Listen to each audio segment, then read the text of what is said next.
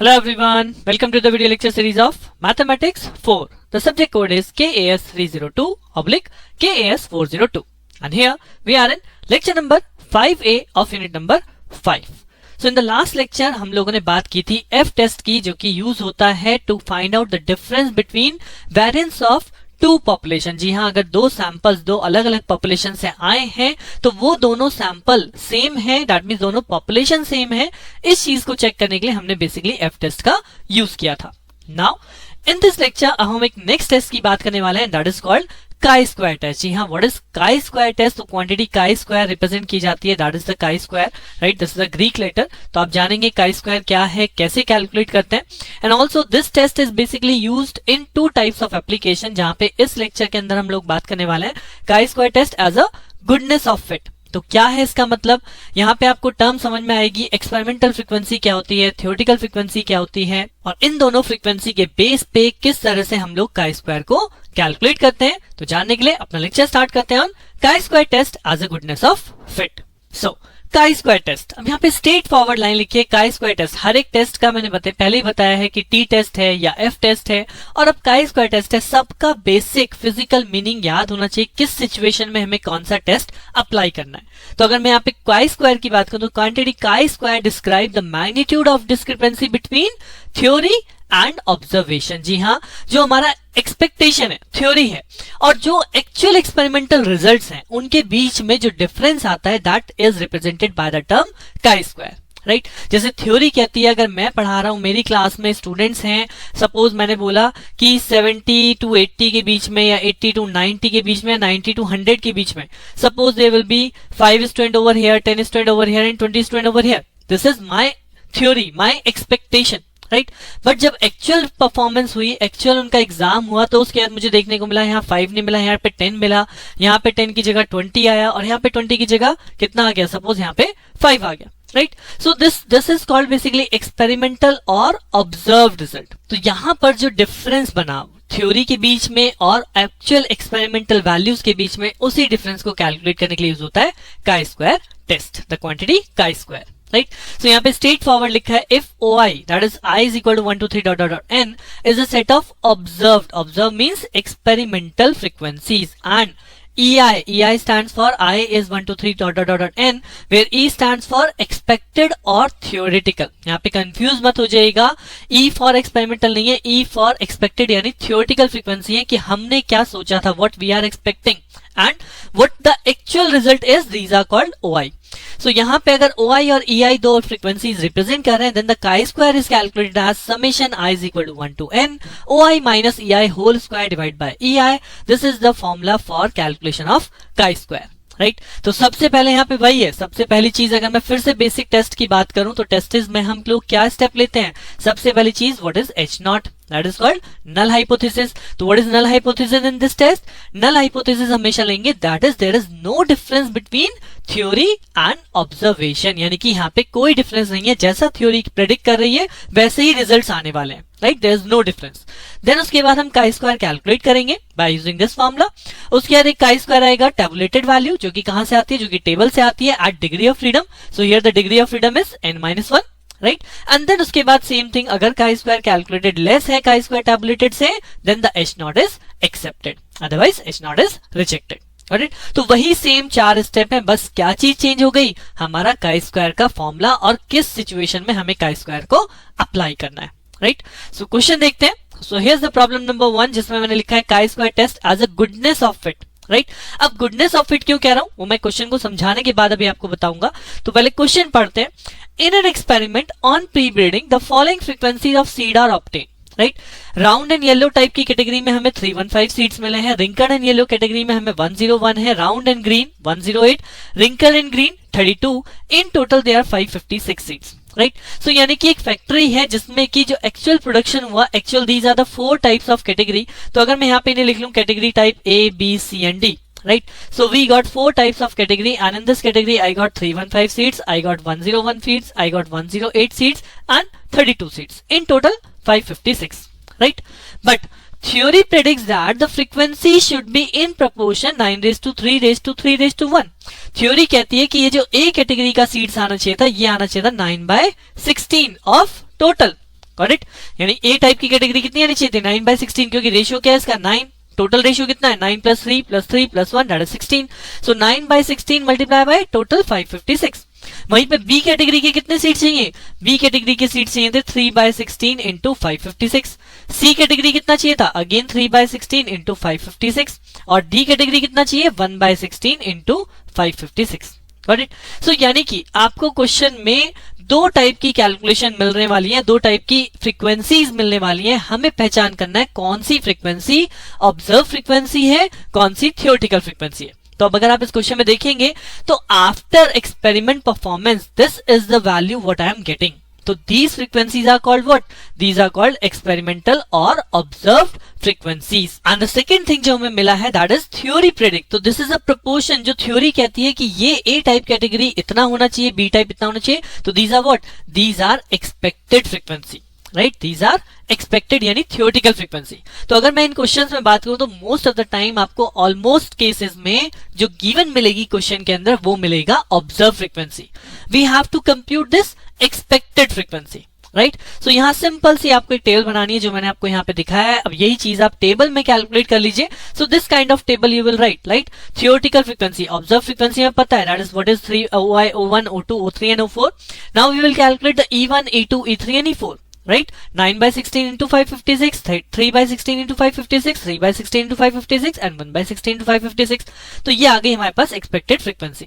एक चीज यहाँ पे हमेशा ध्यान रखिएगा, आपको वेरिफिकेशन स्टेप में यहाँ पे बता रहा हूं कि अगर मेरे पास summation of OI that is 556 है इन द क्वेश्चन, सो यहाँ पे समेशन ऑफ EI यानी ये जो हमने कैलकुलेशन करी है अगर आप इनको टोटल करेंगे सो ये टोटल भी आपका 556 ही आएगा। This is the verification step, validation step. So in every question यहाँ पे आप लोगों को एक वैलिडेशन मिलेगा that is summation of OI is always equal to summation of EI। So हम जो एक्सपेक्टेड फ्रीक्वेंसी कैलकुलेट कर रहे हैं उसका टोटल कर लीजिए and that total must be match your observe frequency total. ये यहाँ पे क्रॉस चेक। अब आपने एक्सपेक्टेड फ्रीक्वेंसी कैलकुलेट कर ली, ऑब्जर्व गिवन है, मुझे कैलकुलेट करना है chi square quantity that is calculate by summation OI minus EI whole square divide by EI।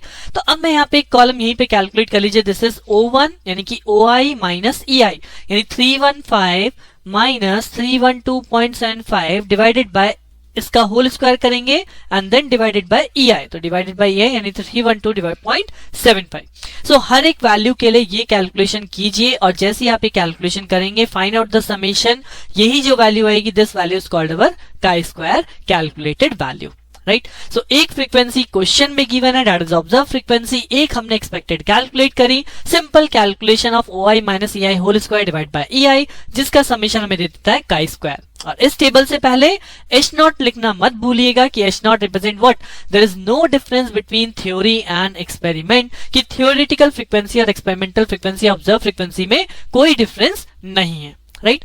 सो एक हमारा नल हाइपोथेसिस हो गया, देन उसके बाद हमारा काई स्क्वायर कैलकुलेटेड हो गया। Now I will calculate the chi-square from the table. So chi-square tabulated at degree of freedom. Degree of freedom is n-1.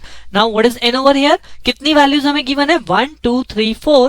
तो basically यहाँ पे n की वैल्यू हो गई 4, तो degree of freedom बन जाएगा 4 - 1 that is 3।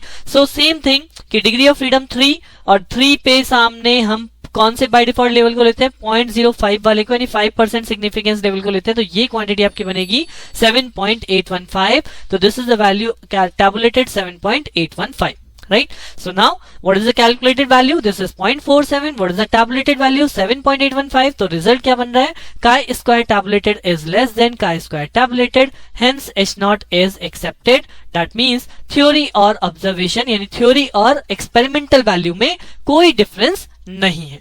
अब यही रीजन है कि इस टेस्ट को मैंने आपके लिए बोला था गुडनेस ऑफ फिट, क्योंकि ये टेस्ट आपको क्लियरली कर रहा है कि थ्योरी जो कह रही थी वो ऑब्जर्व केस में, एक्सपेरिमेंटल केस में कितना एक्चुअली फिट बैठ रहा है, यानी हमारे थ्योरी और एक्सपेरिमेंट कितना मैचअप कर रहे हैं। That's why this test is called goodness of fit, right.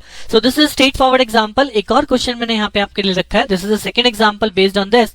A die is thrown 276 times and the result of these thrown are given below, right. Die है, उसे आपने 276 टाइम थ्रो किया है, तो उस डाई पे 1 आ सकता है, 2 आ सकता है, 3 आ सकता है, 4 आ सकता है, 5 आ सकता है, 6 आ सकता है।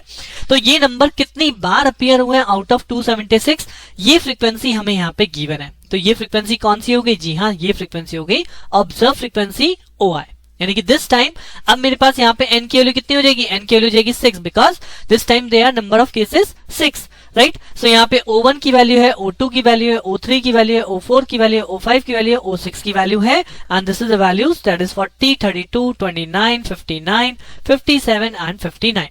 We have to calculate what? We have to calculate the experimental one, yani what is E1, E2, E3, E4, E5, E6, right? Now theory क्या कहती है? अब वो आगे कहता है कि test the whether the die is based or unbased, right? यानी कि die based तो नहीं है, कि die में कोई एक पर्टिकुलर नंबर ज्यादा बार अपीयर तो नहीं हो रहा, तो हम थियोरेटिकल क्या कहेंगे, अगर कोई डाई है तो वो अनबास्ड होनी चाहिए, right. The die is not biased, और अगर डाई बास्ड नहीं है तो दैट मींस कि H0 हमारा क्या लिखा जाएगा, die is not biased. That means theory और ऑब्जर्वेशन में कोई डिफरेंस नहीं है।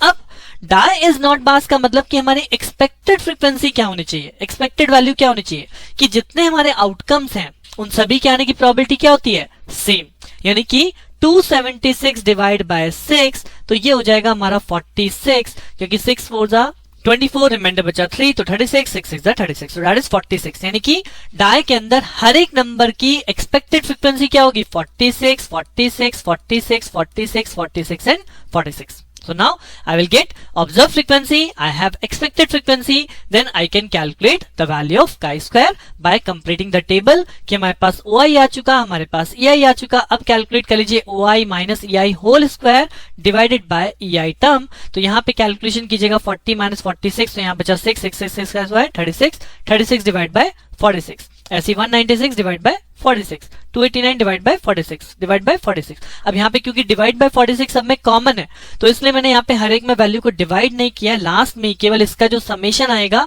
उसी को ऐड करके उसी 46 से आप डिवाइड कर देंगे, तब भी सेम ही चीज आने वाली है, क्योंकि अल्टीमेटली हमें इनको क्या करना है, ऐड करना है, ऐड करने में 46 हमारा कॉमन हो जाता है। बट कैलकुलेशन आपके ऊपर है, आप जैसे करना चाहें, जैसे आपको सुटेबल लगे वैसे कैलकुलेशन कीजिए। You have to calculate this chi square value. एक कैलकुलेशन है, दूसरी टैबुलेटेड है, जो कि कहां से आती है, टेबल से। सो chi स्क्वायर टैबुलेटेड किस वैल्यू पे कैलकुलेट करूंगा, एट 9 - 1 डिग्री ऑफ फ्रीडम। सो अब की बार n - 1 कितना बनेगा, अब की बार हमारे पास वैल्यू है 6, तो 6 - 1 5। तो अगर आप 5 पे देखेंगे तो यहाँ पे ये रहा डिग्री ऑफ फ्रीडम 5 पे देखना है 0.05 वाले कॉलम में, तो दिस इज द वैल्यू 11.070, तो 11.07 इज द टैबुलेटेड वैल्यू। सो क्या रिलेशन बन रहा है, calculated is 21.3, tabulated is 11.01, that means chi square calculated is greater than chi square tabulated, hence H0 is rejected. That means जो हमारी die है, हमने H0 क्या माना था, H0 माना था die is unbiased, die is not biased. अब ये रिजेक्ट हो रहा है, that means die is biased, right. So this is called the chi square test, जहां पे आप गुडनेस ऑफ फिट चेक कर रहे हैं कि आपकी थ्योरी और ऑब्जर्वेशन दोनों में कितना बेस्ट फिट बन रहा है। So after this I hope आपको chi स्क्वायर टेस्ट समझ में आया होगा, और अब एक चीज आपको बिल्कुल क्लियर होगी, व्हाट इज एक्सपेरिमेंटल और ऑब्जर्व फ्रीक्वेंसी और थ्योरेटिकल फ्रीक्वेंसी क्या होती है। नाउ एक और important chi square test application है जिसमें हम बात करेंगे दो एट्रीब्यूट्स में कितना डिपेंडेंसी आता है, राइट। वो भी हम chi स्क्वायर टेस्ट की हेल्प से चेक करते हैं, और ये इस chi स्क्वायर टेस्ट का हमारा सेकंड एप्लीकेशन होगा जो हम नेक्स्ट लेक्चर पढ़ेंगे, कि chi square test as a test of independence, जहां पे आप लोग दो एट्रीब्यूट में क्या रिलेशन है या नहीं है ये चीज चेक करने वाले हैं, and that is very very important as per your paper point of view. So जानने के लिए बने रहिए मेरे साथ, मिलते हैं नेक्स्ट लेक्चर में। Keep practising, thank you.